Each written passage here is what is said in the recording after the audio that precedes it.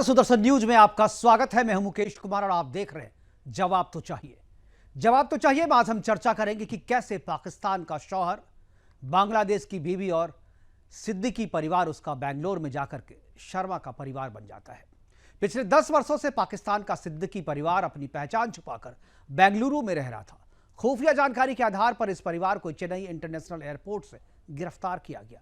ये लोग ढाका से चेन्नई एयरपोर्ट पर उतरे थे। पूछताछ में पहले तो इन लोगों ने अपनी हिंदू पहचान बताई और कहा कि हम लोग शर्मा परिवार हैं और 2018 से ही बेंगलुरु में रह रहे हैं। लेकिन पुलिस ने जब सख्ती की तो इन लोगों ने मान लिया कि वो सभी पाकिस्तानी हैं और कराची के लियाकतबाद में रहते थे। पुलिस ने जब इनके घर की छानबीन की तो इनकी घर की दीवार पर मेहंदी फाउंडेशन इंटरनेशनल जश्न यूनुस लिखा हुआ था।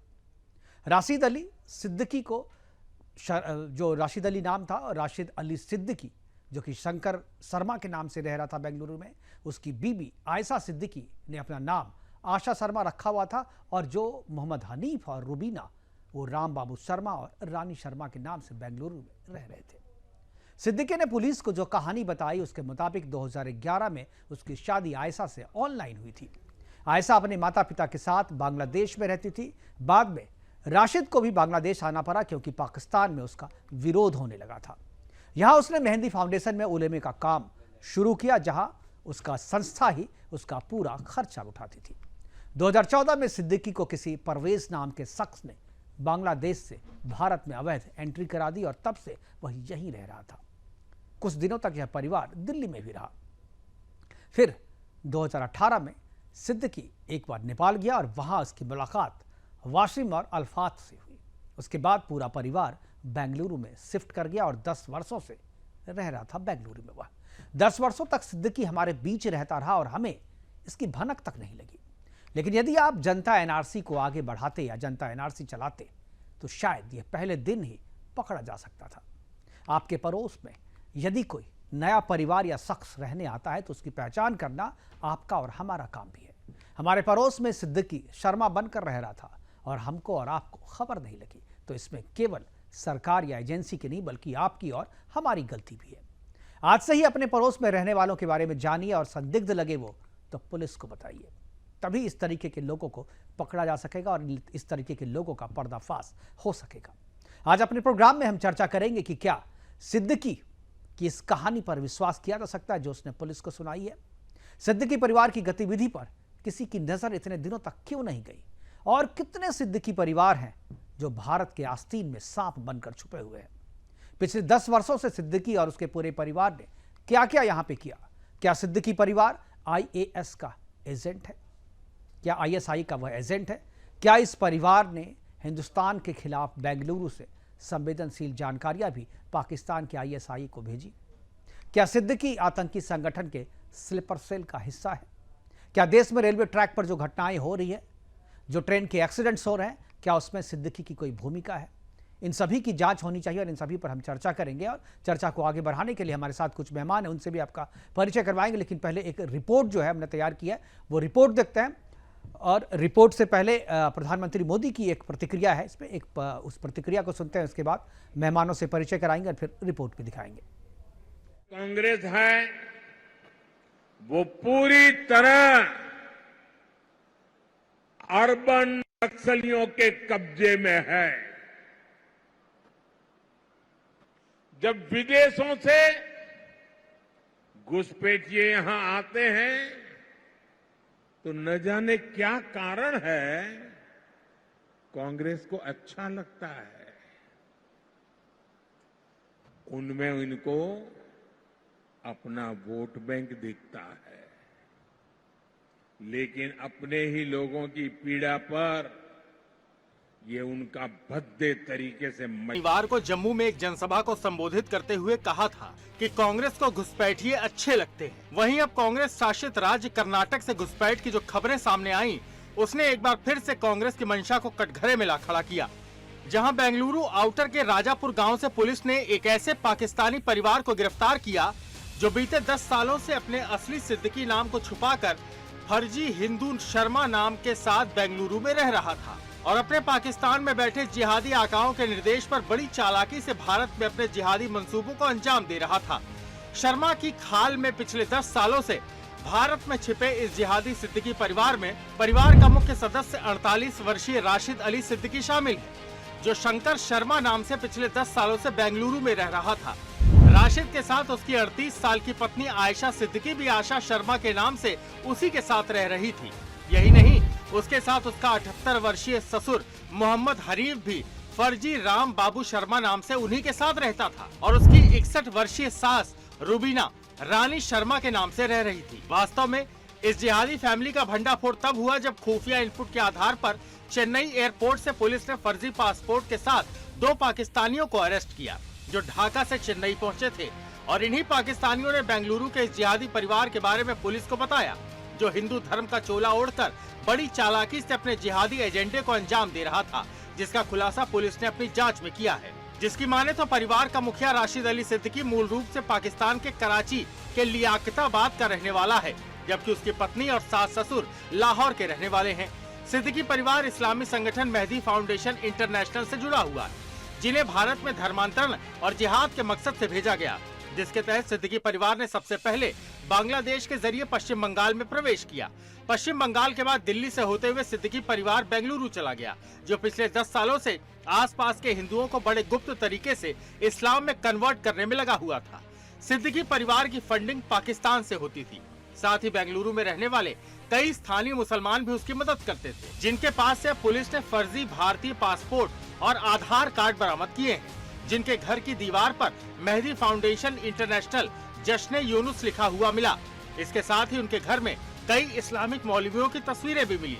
हालांकि पुलिस ने अब इस घुसपैठिया फैमिली को गिरफ्तार कर लिया है और मामले को आईपीसी की धारा 420, 468 और 471 के तहत और पासपोर्ट एक्ट की सुसंगत धाराओं के तहत दर्ज किया है। लेकिन यहाँ सबसे बड़ा सवाल ये है कि आखिर भारत में ऐसे कितने परिवार हैं जो फर्जी हिंदू के नाम से देश में अपने मजहबी एजेंडे को अंजाम दे रहे हैं, क्योंकि बीते कुछ समय से पश्चिम बंगाल, झारखंड और पंजाब से पकड़े गए बांग्लादेशी और पाकिस्तानी घुसपैठियों ने हिंदुस्तान के लिए घुसपैठ के मुद्दे को गंभीर बना दिया है। Bureau report, Sudarshan news. Congress को घुसपैठिए पसंद हैं। जब घुसपैठिए यहाँ पे आते हैं तो कांग्रेस उन्हें आश्रय देती है, हर तरीके की मदद करती है, उसे नकली से असली बनाने में मदद करती है। उनका जो सिस्टम है उसे नकली से असली बनाने में मदद करता है। हम करेंगे चर्चा और चर्चा को आगे बढ़ाने के लिए हमारे साथ कुछ मेहमान हैं, उनसे मैं आपका परिचय करवा दूं। पवन गोयल जी हैं, बीजेपी के प्रवक्ता के तौर, यूनुस खान पाकिस्तान से जुड़ेंगे हमारे साथ, वरिष्ठ पत्रकार हैं पाकिस्तान में। डॉक्टर अविनाश सिंह राजनीतिक विश्लेषक के तौर पे है। आरएल सेठी वीएचपी के प्रवक्ता है। आशीष कोठारिया कांग्रेस प्रवक्ता है और सुदर्शन चक्रपाणी डिफेंस एक्सपर्ट के तौर पर हमारे साथ जुड़ेंगे। सभी मेहमानों का स्वागत है और चर्चा की शुरुआत जो है वो मैं सुदर्शन चक्रपाणी जो डिफेंस एक्सपर्ट है मैं उनसे करना चाहूँगा। यदि सारे मेहमान जुड़ गए हैं और मेरी आवाज़ अगर चक्रपाणी जी को आ रही है तो मैं चाहूँगा कि चक्रपाणी जी, क्या आवाज़ आ रही है आपको? चक्रपाणी जी, क्या आवाज़ आ रही है आपको? बिल्कुल साफ आ रही है। मेरी आवाज़ आ रही है आपको? जी जी आ रही है। चक्रपाणी जी, ये जो मसला है, हम लोग काफ़ी दिन से इस तरीके के विषय पे चर्चा कर रहे थे। 10 साल से सिद्दीकी परिवार, शर्मा परिवार बन करके बेंगलुरु में हमारे आपके बीच रह रहा था, लेकिन हम लोगों को इसकी भनक नहीं लगी। 2-3 सवाल जो है इसमें, हमने तो सवाल बहुत किए, लेकिन 2-3 सवाल मैं आपसे जानना चाहता हूं कि जिस तरीके से पिछले दिनों रेलवे ट्रैक पे एक से एक तरीके के आतंकी घटनाएं हुई हैं, रेल एक्सीडेंट्स हुए हैं, और इसके लिए कहीं ना कहीं उन चीज़ों को जिम्मेदार माना गया है, जिसमें कहा गया है कि स्लीपर सेल जो यहाँ पर है इसी तरीके की कार्रवाई जो है वो करता है। और जो एक बयान आया था एक मौलवी का, उस बयान से इसको जोड़ा जा रहा है कि उसी के ऐलान पे ये जिहाद का एक तरीका जो है वो अपनाया जा रहा है यहाँ पे। क्या आपको लगता है जो सिद्दीकी परिवार यहाँ पर है, सिद्दीकी परिवार जैसे और भी परिवार यहाँ पे होंगे जिसकी पहचान अभी नहीं हो पाई है, और क्या आपको लगता है कि ये स्लीपर सेल का हिस्सा हो सकते हैं? देखिए, सबसे पहले तो सुदर्शन टीवी के सभी श्रोताओं को सुदर्शन चक्रपाणी का नमस्कार। जय हिंद। जय हिंद। ये आपने बिल्कुल सही मुद्दा उठाया है। स्लीपर सेल्स ऐसे ही पैदा की जाती हैं, गलत नामों पे फेक आइडेंटिटी क्रिएट करके, और आमतौर पे हिंदू आइडेंटिटी क्रिएट करके आप ही के बीच में रहते हैं, और आप ही के बीच आपको लगता है कि ये हमारे मित्र हैं, हमारे सहपाठी हैं, हम उनके साथ शेयर करते हैं, सब कुछ करते हैं। लेकिन उसके बाद जब वो दगा देते हैं तो भयंकर दगा पड़ता है, जहां तक देश का सवाल है। ये मत भूलिए, पिछले कुछ दिनों में हमने तकरीबन 20 से लेके 22 ऐसे स्लीपर सेल्स का पर्दाफाश किया है। कई लोग पकड़े गए हैं। यहां तक कि आप देखिए, हनी ट्रैपिंग के तरीके से सीनियर लोग, जैसे ब्रह्मोस में भी एक बहुत वरिष्ठ वैज्ञानिक को पकड़ा गया था कि वो कॉम्प्रोमाइज हो गए। यही काम होता है, और यही जो किसी महबूबा मुफ्ती ने कहा था, शायद उनकी बेटी ने कहा था कि एक नसरल्ला मरा है, हमारे पास तो हजारों नसरल्ला है। बिल्कुल सही कहा था। यही हो रहा है हिंदुस्तान के अंदर, और यही आपको दिखेगा कई जगहों पे। आपने सिर्फ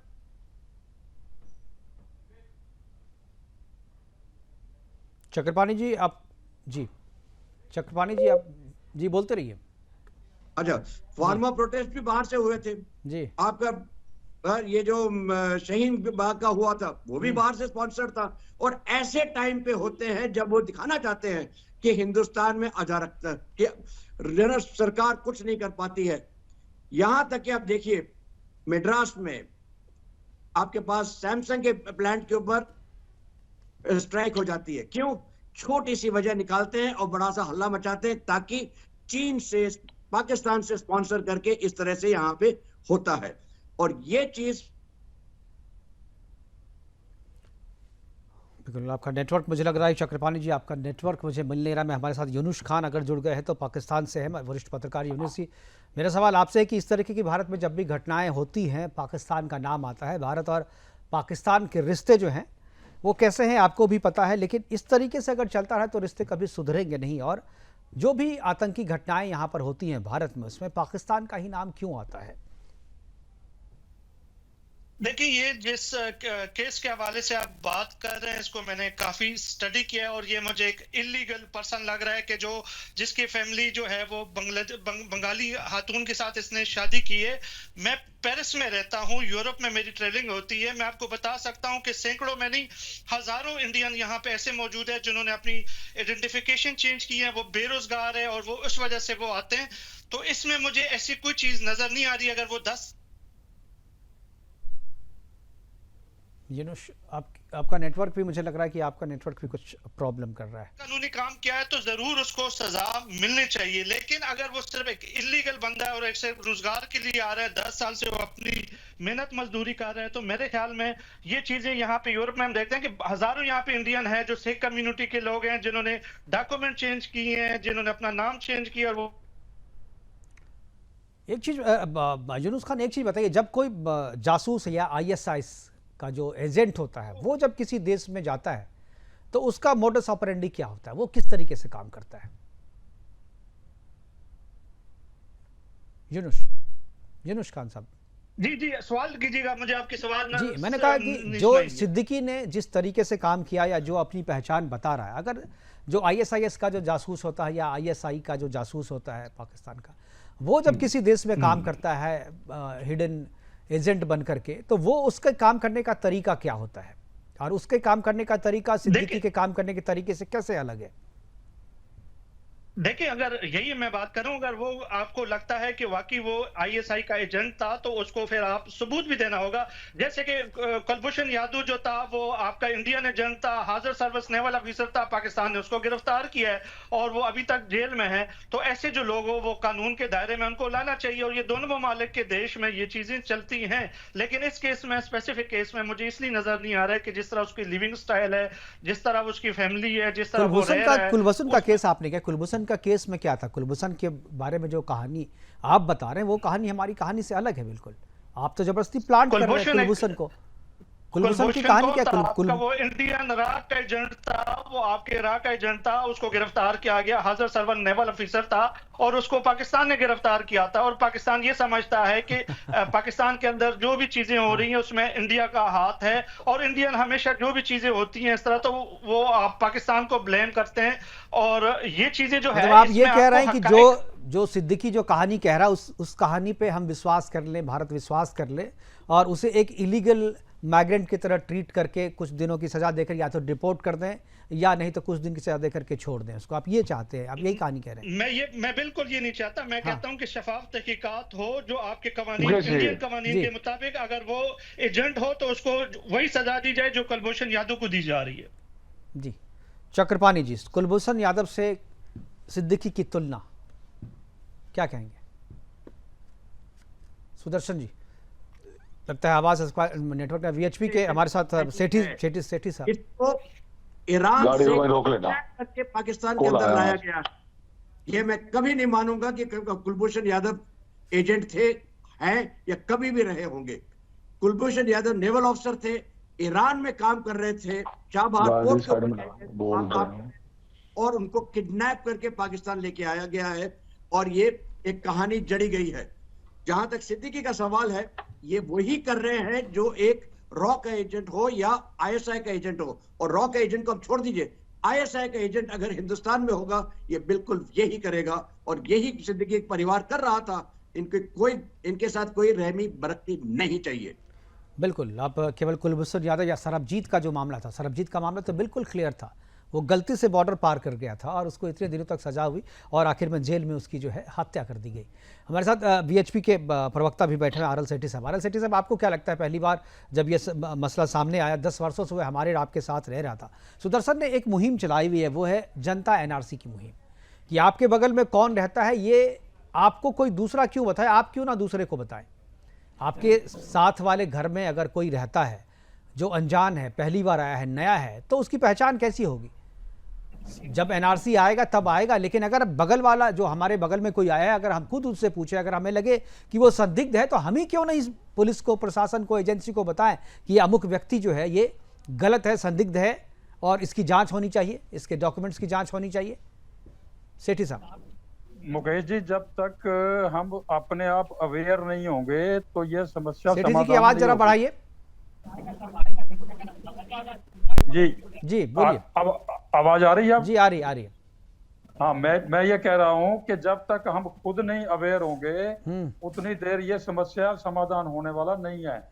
और मैं तो सर इससे थोड़ा सा अलग हटके एक और बात कहना चाहता हूँ जी, कि ये जो लोग जिन्होंने 1947 से पहले पाकिस्तान की मांग रखी थी, धर्म के आधार पर विभाजन करने के लिए रखी थी, और अपनी मांग इन्होंने जबरदस्ती मनवाई और खुद पाकिस्तान गए नहीं, तो क्या वो देश के गद्दार नहीं है? आज भी वही कुछ नहीं कर रहे जो ये 4 लोग कर रहे हैं, वही तो कुछ ये 4 लोग तो आप दिखे हैं। मैं तो समझता हूं कि आप किसी का भी इनके जो नेता है उनका बयान सुनिए, आपको अरशद मदनी का बयान सुनिए, किसी और का बयान सुनिए, ये जितने सभी देश के विरुद्ध ही काम कर रहे हैं, ये इनको आईएसआई के एजेंट आप मान लो या डिक्लेयर्ड ना भी मानो, तो ये देशभक्ति का कौन सा काम कर रहे हैं? जरा एक भी इनका बयान कोई दिखा दो। जो लोग नसरुल्लाह के मरने पर यहाँ पर शोक प्रदर्शन कर रहे हैं, क्या वो देशभक्त हैं? क्या वो देशभक्ति करेंगे या देश से गद्दारी करेंगे? जो पाकिस्तान की फेवर में नारे लगाते हैं, जो पाकिस्तान का मैच जीतने पर उनके तो वो पटाखे फोड़ते हैं, वो देश के गद्दार हैं या देशभक्त हो सकते हैं कभी? तो मेरा मानना तो ये है कि इनमें से कुछ लोगों को छोड़ करके बाकी सारे ही देश के गद्दार हैं, और इनके साथ वही जो व्यवहार होना चाहिए जो देश के गद्दार के साथ किया जाता है। इनको तो एकदम फांसी देनी चाहिए, फांसी भी नहीं, मैं तो समझता हूँ कि गोली मारनी चाहिए, या फिर शरिया के मुताबिक जैसा इनका दंड है वो शरिया के मुताबिक देना चाहिए, क्योंकि ये तो शरिया को ही मानते हैं ना। तो इसलिए मैं तो समझता हूँ कि इनको उसी तरीके से ही इनके साथ व्यवहार किया जाना चाहिए जी। ये देश के भक्त कभी नहीं हो सकते जी। पवन गोयल जी हमारे साथ हैं, बीजेपी के प्रवक्ता। पवन जी, क्या आपको लगता है ये जो सिद्दीकी 10 वर्षों तक हमारे आपके बीच में रह रहा था, क्या आपको लगता है कि ऐसे लोगों की पहचान के लिए सबसे एक तो पहले जो एनआरसी लाया जाए, लोगों की पहचान हो, घुसपैठिए की पहचान हो, और एक जनता एनआरसी जो हम लोग कह रहे हैं, क्या आपको लगता है कि जनता एनआरसी लाने का ये सही समय है? जब एनआरसी संसद लाएगी, देश में आएगा, तब तो अलग बात है, लेकिन फिलहाल हम जनता एनआरसी से काम चला सकते हैं? पवन गोयल जी। पवन जी, क्या आवाज आ रही है आपको? आपको आवाज आ रही है? जी आ रही है जी। पवन गोयल जी। मुकेश जी, मैं ये कहना चाह रहा हूँ, आपका सवाल बहुत बढ़िया है, लेकिन मैं इसमें कोई चीजें ऐड करना चाहता हूँ। मैं इसमें ये कहना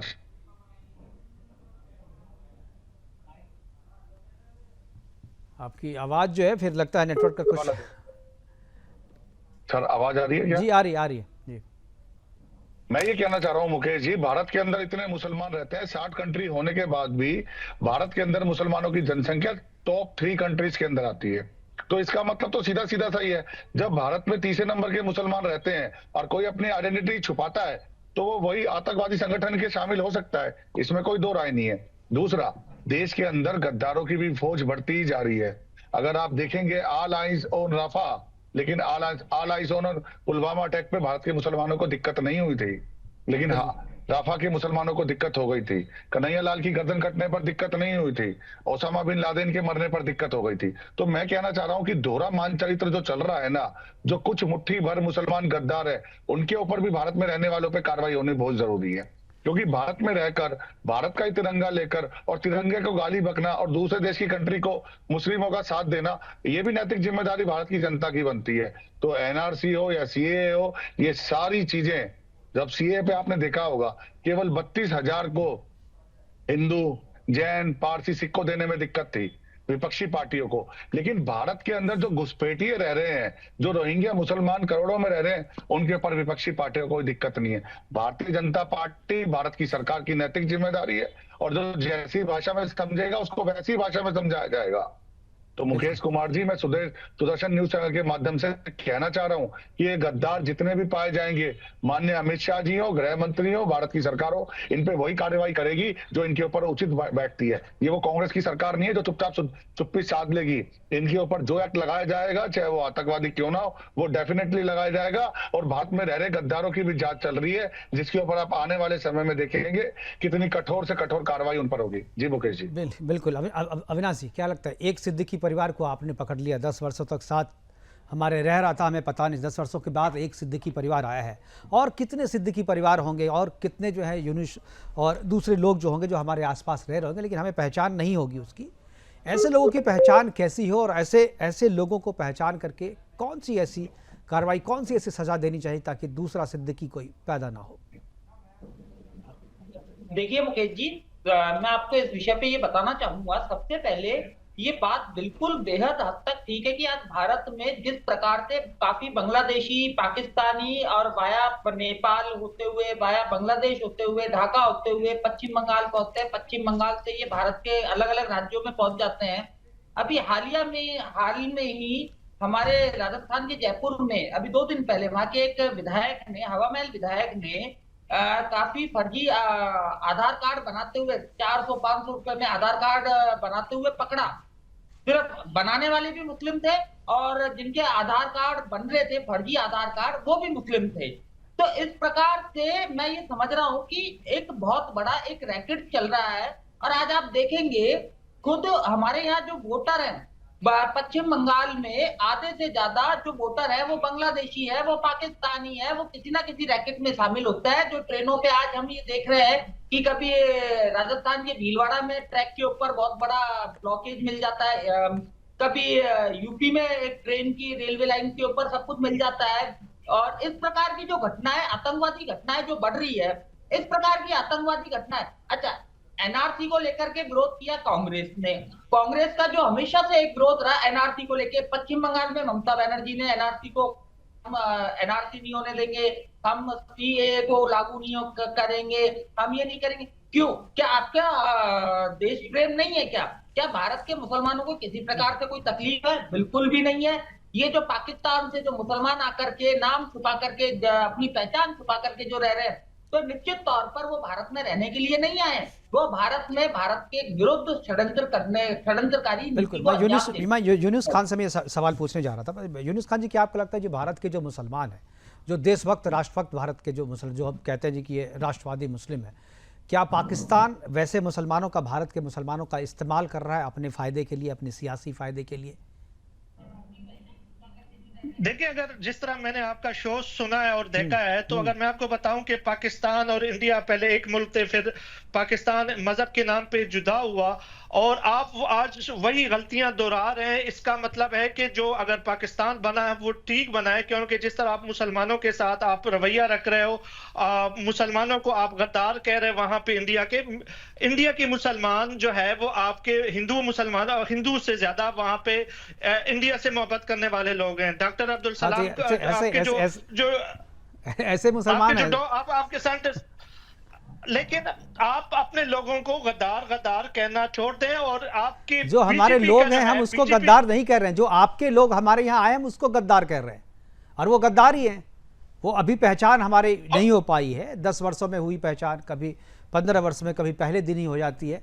तो हम अपने लोगों को गद्दार नहीं कहते हैं, हम आपके जो लोग हमारे यहाँ आ जाते हैं उसको गद्दार कहते हैं। देखिए मैं बात बताऊं, मैं यूरोपियन पार्लियामेंट और यूएन के अंदर जो है वो मैं सहाफत करता हूं, और वहां हमेशा से इंडिया के हवाले से बात की जाती थी कि इंडिया एक सेकुलर और बहुत अच्छा मुल्क है, लेकिन जब से मोदी सरकार आया तो इसको एक हिंदू इंतहा पसंद मुल्क बताना जाता था। ठीक है, यही बात हम करेंगे। हम अभी यूनुस खान बने रहिए, आपकी इस बात पे हम जवाब लेंगे। हमारे साथ और भी पैनलिस्ट हमारे, अभी वक्त एक छोटे से ब्रेक का, ब्रेक के बाद जब वापस आएंगे तो यूनुस खान ने जो सवाल उठाया कि जब से मोदी सरकार आई है तब से मुस्लिमों के खिलाफ जो है माहौल बनाया जा रहा है, इसी पे करेंगे चर्चा। वक्त एक छोटे से ब्रेक का, जाइएगा कहीं नहीं।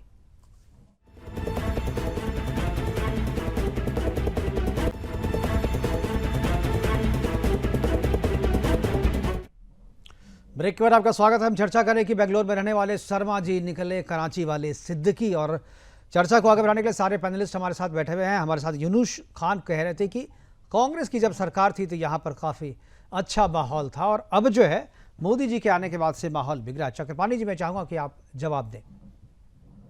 तो कांग्रेस की सरकार हमेशा एक राजनीति करती थी which was purely minority appeasement. BJP की सरकार ने ये अपीजमेंट का हिस्सा खत्म किया है। क्यों? क्योंकि बीजेपी का कहना था सबका साथ, सबका विकास, सबका विश्वास, सबका प्रयास। मतलब हम हिंदू और मुसलमान में कोई फर्क नहीं देखते। मैं एक फौजी आदमी हूं, नेवी का अफसर हूं, मैंने जिंदगी भर कभी किसी में अंतर नहीं देखा है। हाँ, मैंने हमेशा अंतर देखा है एक इंडियन और एक पाकिस्तानी के बीच में। ये हमेशा एक अंतर रहा है और रहेगा। तो ये सवाल ही नहीं पैदा होता कि हम लोग सेक्युलर नहीं हैं। हम आज ज्यादा सेक्युलर हैं, हम पहले सेक्युलर नहीं थे। बिल्कुल। यूनुस साहब, यूनुस जी, क्या आपको लगता है, आपको क्या ऐसी चीज लगी जो आपको लगता है कि नहीं अभी जो है भारत मोदी के नेतृत्व में भारत, चूंकि अभी जो गद्दार यूएन की पिछले साल की आप रिपोर्ट देख रहे हैं, उसमें उन्होंने बताया है कि मिनॉरिटीज के साथ इंडिया में जो है वो बहुत ज्यादतियां हो रही हैं, और मोदी सरकार के आने के बाद यहाँ में और पाकिस्तान में क्या हो रहा है, इजाफा हुआ है। आप पाकिस्तान में क्या हो रहा है माइनॉरिटी के साथ? 23% माइनॉरिटी घट करके 1% रह गया। आप क्या कर रहे हैं वहां पे? सारे मंदिरों में आग लगा रहे हैं, सारे मंदिरों को तोड़ रहे हैं, सारा कन्वर्जन करा रहे हैं। वही जो पाकिस्तान में हो रहा है वो इंडिया में हो रहा है, लेकिन पाकिस्तानी अवाम को मैं क्रेडिट देता हूं। इंडिया में वैसा कुछ नहीं हो रहा है जैसा पाकिस्तान में हो रहा है। पवन गोयल और अविनाश जी दोनों कुछ बोलना चाह रहे हैं। पवन जी जी, मैं मुकेश जी, मैं ये कहना चाह रहा हूँ कि भारत के अंदर जब 1947 में देश आजाद हुआ था तो केवल 3 करोड़ मुसलमान थे। 7%, 7 गुना 21 करोड़ आज ऑन रजिस्टर्ड है। और बांग्लादेश के मुसलमानों को भी भारत पसंद आता है, पाकिस्तान के मुसलमानों को भी भारत पसंद आता है, जबकि पाकिस्तान, बांग्लादेश और अफगानिस्तान, उसमें माइनॉरिटीज और हिंदू की हालत देख लीजिए।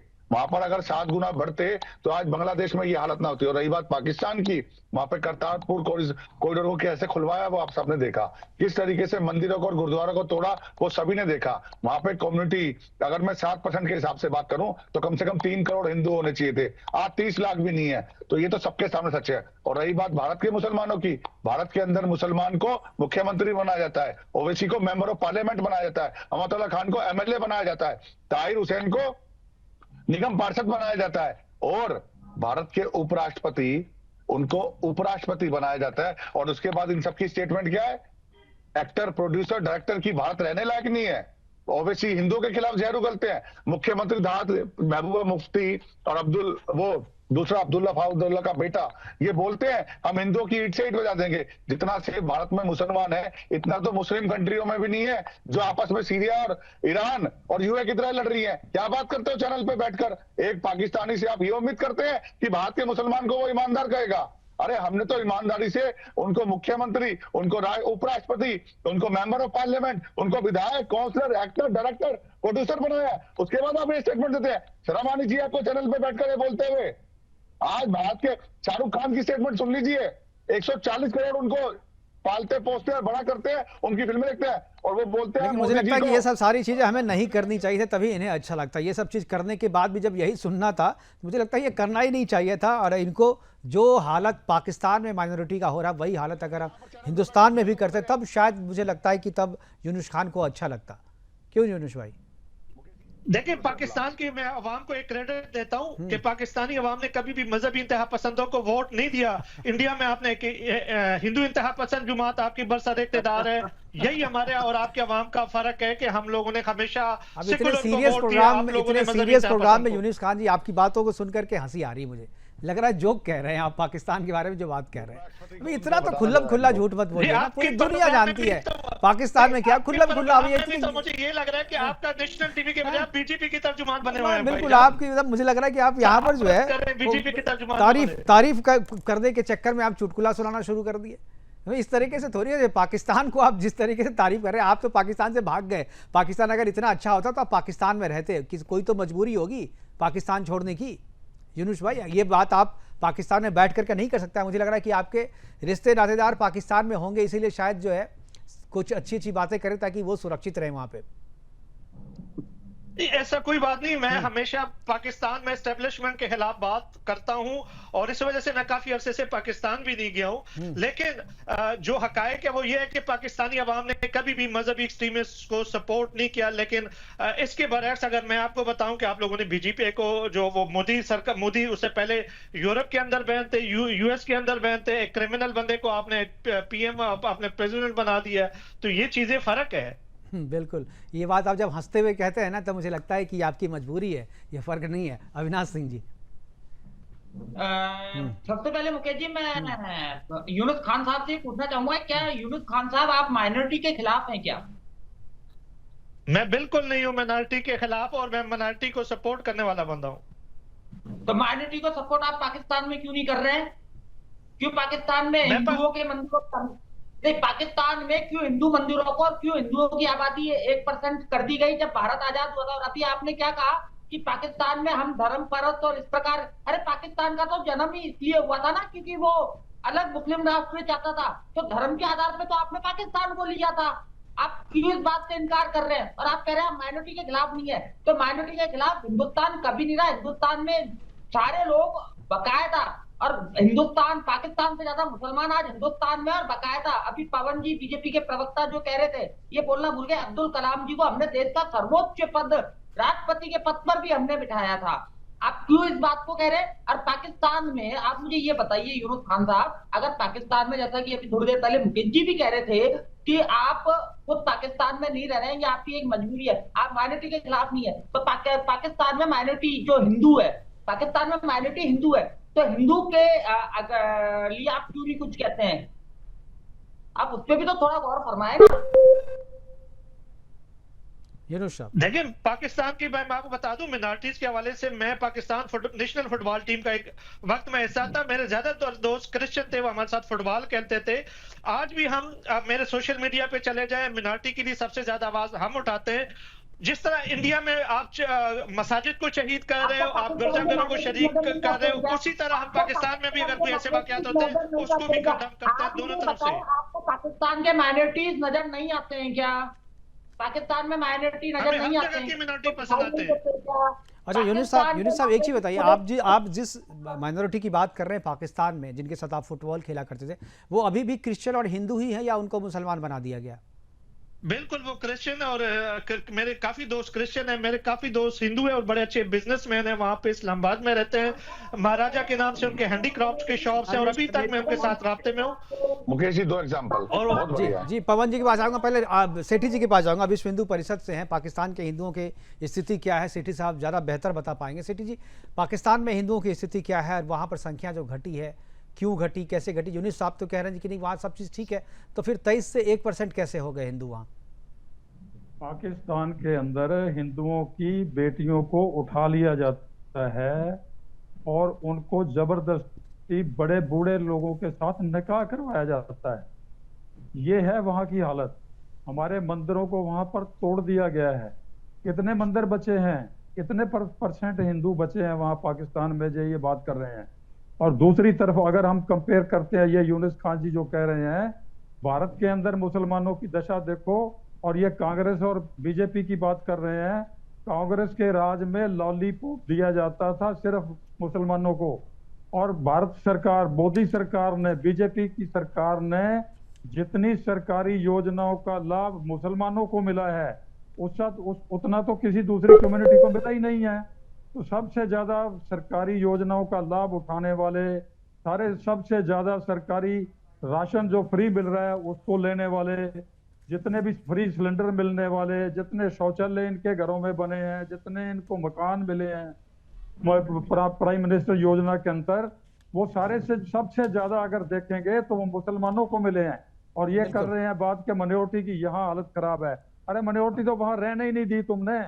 वहां तो पाकिस्तान में 1% क्या, अब तो 1% भी सिर्फ कागजों में है। एक्चुअली तो वहां 1% भी बची नहीं है। और मंदिर हमारे तो बिल्कुल आपने खत्म ही कर दिए। और गुरुद्वारा साहब के यूनुस साहब क्या पाकिस्तान में, बिल्कुल यूनुस साहब क्या पाकिस्तान में माइनॉरिटी के लिए कोई प्लान है जिस तरीके से भारत में प्लान है? कोई अलग से सरकार की योजनाएं हैं? आप तो जर्नलिस्ट भी हैं। हमारे तो चीफ जस्टिस भगवान दास जो थे वो हिंदू थे। हमने तो जो सुप्रीम कोर्ट का हमारा सबका चीफ जस्टिस था वो थे। इस टाइम हमारे आर्मी में बहुत ज्यादा जो है वो हिंदू हैं, सिख हैं। हमने देखा कि हमारे प्रोफेसर हैं बहुत ज्यादा जो कि हमारे कादियानी यूनिवर्सिटी में पढ़ाते थे। दीगर वो हर फील्ड में है और वहां पे वो तफरीक नहीं होती जो कि आपकी इंडिया में होती है। वो ड्राइंग रूम में सजाए हुए कुछ कठपुतली हैं जिसको लेकर के आप कह सकते टीवी पे, इंटरनेशनल मीडिया के सामने कि हाँ हमारे पास हमने ये किया है। चक्रपाणी जी सर हिला करके विरोध करते। चक्रपाणी जी देखिए, यूनिवर्सिटी दानिश कनेरिया कौन है? एक हिंदू क्रिकेटर थे, उनको बोला गया था कि आप कन्वर्ट करेंगे तभी आप पाकिस्तान के लिए खेल सकते हैं। जमायत इस्लामी कौन है? Terrorist organisation. तहरीक लब्बैक कौन है? Terrorist organisation. ये सारे के सारे आपके पार्लियामेंट में बैठे हुए हैं। जेयूआई कौन है? Terrorist organisation. इसके भी आपके पास लोग हैं। जी मैं आपको जवाब देता हूं इसका। देखिए, आपने जमात इस्लाम में लश्कर तैयबा की बात की। अगर आप देखें उनका वोट कितना इनको पड़ता है, अवाम उसको वोट नहीं देता। हमारी दहशतगर्द जिसको हम समझते हैं उसको बीजेपी है। यूनुस खान साहब, अब वोट नहीं देता बात अलग बात है। सरकार उसे बैन क्यों नहीं करती? जेल के भीतर क्यों नहीं रखती? सजा क्यों नहीं देती? बीजेपी को बैन क्यों नहीं जाता? ये एक दहशतगर्द जमात है। बीजेपी विश्व की सबसे बड़ी पार्टी है, पॉलिटिकल पार्टी, पता है आपको? जितने बीजेपी के कार्यकर्ता हैं उतने पाकिस्तान के उतना पॉपुलेशन नहीं है उतना। बीजेपी के कार्यकर्ताओं की संख्या जितनी है। समझता हूं उसको पॉलिटिकल जुमात नहीं जमाता। ये मेरी राय है, उसका आपसे मुतफिक होना जरूरी नहीं है। मैं कांग्रेस को एक पॉलिटिकल पार्टी समझता हूं, दीगर जुमातों को समझता हूं। चलिए, आपकी समझ है, आपकी समझ। जमात इस्लामी को, जमात इस्लामी मजहबी जुमात है, मैं उसको पसंद नहीं करता और लोग भी उसको वोट नहीं देते। कांग्रेस भी सच में तो उसके है ना, लोग पार्लियामेंट में किसके हैं बताएं जरा आप। लगती है कितने लोग हैं ये मुझे बताया ना। उनका एक दो बंदे भी मेंबर कौमी असेंबली नहीं है वहां पे। आपको यही मालूमात नहीं है? नहीं, अब एक भी अगर है, अगर मेरा मसला ये नहीं है कि उनके सपोर्ट नहीं किया जाता उनको, एक या दो ही मेंबर ऑफ पार्लियामेंट है, लेकिन सवाल ये है कि वो है क्यों वहां पे? आप उन्हें सजा क्यों नहीं देते? आप उसे बैन क्यों नहीं करते? यही तो मैं पूछ रहा हूं कि अगर जमात इस्लामी है तो बीजेपी क्यों है, ये मैं आपसे पूछ रहा हूं। बीजेपी और जमात इस्लामी में कोई अंतर ही नहीं, दोनों में कोई समानता ही नहीं है। दोनों को आप कैसे तुलना कर सकते हैं भाई? जब बीजेपी की सरकार है, बीजेपी विश्व की सबसे बड़ी पार्टी है। बीजेपी विश्व की सबसे बड़ी पार्टी है, सबसे ज्यादा कार्यकर्ता है। जितने पाकिस्तान में आपकी पॉपुलेशन नहीं है उससे ज्यादा बीजेपी के कार्यकर्ता है, मेंबर्स हैं। आवाम की सबसे बड़ी पार्टी है और आवाम ने चुना है उसे। आपके लिए जो पसंद नहीं है, क्योंकि वो आपको यहाँ पर आतंकवाद करने के लिए फ्री हैंड नहीं दे रहा है, वो आपको यहाँ पर स्लीपर स्टेट बनाने नहीं दे रहा, वो आपके आतंकियों को यहाँ पर पकड़ के जेल में डाल रहा है, तो आपको बीजेपी पसंद नहीं है। क्योंकि बीजेपी को मुसलमान पसंद नहीं करती, क्योंकि बीजेपी जो है आतंकवादियों को पसंद नहीं करती। बीजेपी आतंकवादियों के खिलाफ काम करती है। बीजेपी जो है जमात इस्लामी का हिंदू वर्जन है और हमने फिर भी जो है हम हमारे लोगों को क्रेडिट जाते हैं कि हम मजहबी इंतहा पसंदों को वोट नहीं देते। आप लोगों में आपके वोट, आपका हिंदुस्तान में वोट भी नहीं है, आप हिंदुस्तान में वोट भी नहीं डाल सकते। मैं जमात इस्लामी की बात कर रहा हूँ, जमात इस्लामी। ठीक है, प्रधानमंत्री आज वर्ल्ड लीडर है, बिल्कुल अपना लीडर मानती है। और पाकिस्तान के आपके जो रहनुमा है वो मोदी से मिलने के लिए समय मांगते हैं, लेकिन मोदी जी के पास समय नहीं है उनसे मिलने का। कटोरा लेके भीख मांग रहे हैं इनके प्रधानमंत्री, कटोरा लेके भीख मांग रहे हैं। और हमारे प्रधानमंत्री वर्ल्ड लीडर हैं। जी चलिए हमारे पास वो यूक्रेन में जो उनके साथ हुआ वो हमें मालूम है, यूक्रेन में जो उनके साथ हुआ ना वो हमें मालूम है। हाँ, वो आपको पता है, नहीं पता है तो आप कहानी बना लीजिए। ठीक है, हमारे पास समय की कमी है। हमारे साथ जुड़ने के लिए यूनिश खान जी आपका, सुदर्शन चक्रपाणी जी आपका, अविनाश जी आपका, पवन गोयल जी आपका और RL सेठी जी आपका बहुत बहुत धन्यवाद, जुड़े और अपनी बातें हमारे साथ रखी। लेकिन जिस तरीके से सिद्दीकी परिवार का पर्दाफाश हुआ है और 10 वर्षों से वह हमारे साथ रह रहा है, ये बहुत चिंता वाली बात है। अब जरूरी ये नहीं है कि आज सिद्दीकी पकड़ा गया है तो सारी चीजें ठीक हो जाएंगी। सिद्दीकी जैसे बहुत सारे परिवार हमारे और आपके बीच में हो सकता है रह रहा, इसलिए सबसे पहले NRC सरकार इससे पहले लाए। आप अपनी NRC अपने साथ लाइए, अपने आसपास के लोगों को पहचानिए, उनकी संदिग्ध गतिविधियों पर ध्यान रखिए और आपको जरा सा भी लगे कि ये व्यक्ति संदिग्ध है, अगर कोई नया व्यक्ति आपके बीच में आ रहा है, आपके समाज में, आपके मोहल्ले में, आपके घर में आ रहा है, तो उसकी पहचान कीजिए, उससे दस्तावेज मांगिए। अगर वो नहीं देता है तो पुलिस को शिकायत कीजिए कि ये संदिग्ध है, और अगर वो मिले तो उसे वहां से भगाइए, जेल में डालिए, पुलिस को इन्फॉर्म कीजिए। फिलहाल अभी के लिए इतना ही, दीजिए इजाजत, नमस्कार।